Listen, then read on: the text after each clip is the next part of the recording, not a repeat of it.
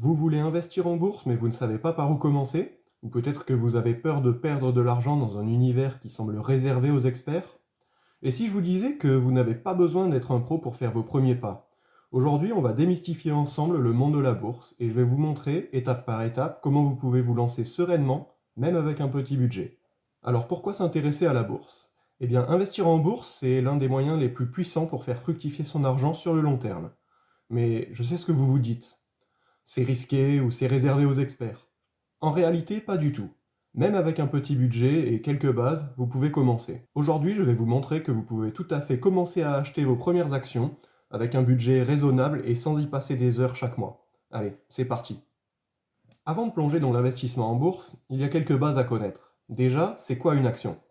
Eh bien, en fait, c'est juste une part d'une entreprise, et quand vous achetez une action, vous devenez propriétaire d'une petite partie de cette entreprise.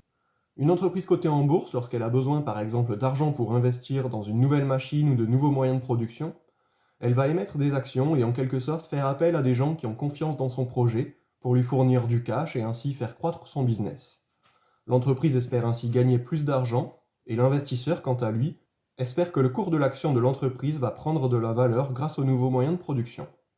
Enfin, posséder des actions d'une entreprise, c'est être partenaire de l'entreprise, en être copropriétaire. Pourquoi investir dans des actions? C'est simple, il y a trois bonnes raisons de le faire. Quand on investit dans une entreprise, on mise sur sa réussite. Si elle grandit et que son chiffre d'affaires augmente, la valeur de l'action suit. C'est ce potentiel de croissance qui permet à long terme de générer des rendements bien supérieurs à d'autres types d'investissements comme les livrets ou l'immobilier. C'est là que les actions vont vraiment faire la différence. Comme vous le savez sûrement, l'inflation grignote la valeur de l'argent qu'on laisse dormir. Si vous avez 100 euros sur un compte aujourd'hui, ils ne pourront pas acheter la même chose que ces mêmes 100 euros dans 10 ans. Au fil du temps, votre argent perd de sa valeur, c'est ce qu'on appelle l'inflation. En revanche, les actions ont tendance à croître plus rapidement que l'inflation. Sur plusieurs années, elles permettent de protéger et même d'augmenter le pouvoir d'achat de votre épargne. Les actions offrent donc une bien meilleure protection à long terme. Enfin, les actions, surtout celles versant des dividendes, permettent de créer une source de revenus régulière. En plus d'augmenter en valeur, certaines entreprises partagent une partie de leurs profits avec leurs actionnaires. Si vous avez un portefeuille diversifié, vous ne dépendez pas d'une seule source de revenus, et vous pouvez donc toucher des dividendes sans même toucher à votre capital. Il existe deux grandes catégories d'actions. Les actions de croissance, qui sont des actions d'entreprises jeunes ou en plein développement, elles réinvestissent leurs bénéfices dans leur expansion, au lieu de verser des dividendes. Leur objectif est de générer une forte hausse de la valeur des actions, mais elles peuvent être plus volatiles.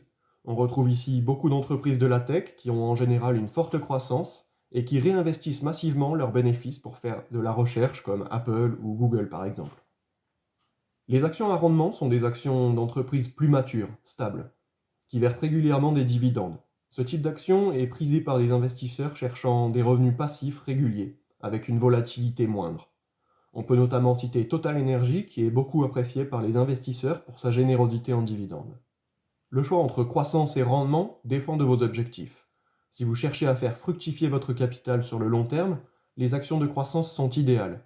Si vous préférez des revenus réguliers et stables, les actions de rendement seront plus adaptées.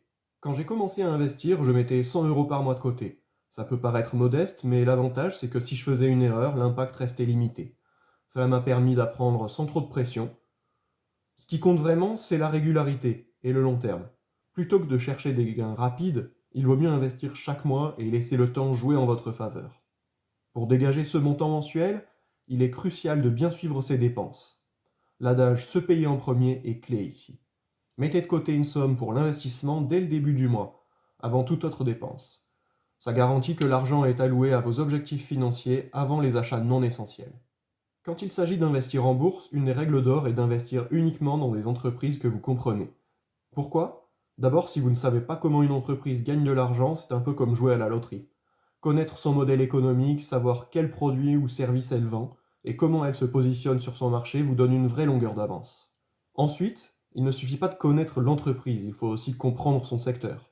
Par exemple, si vous investissez dans une boîte de technologie mais que vous n'avez aucune idée des tendances du marché, ça peut être compliqué. Comprendre les dynamiques du secteur, les concurrents ou les nouvelles réglementations vous aide à éviter les pièges. Enfin, c'est une question de confort mental.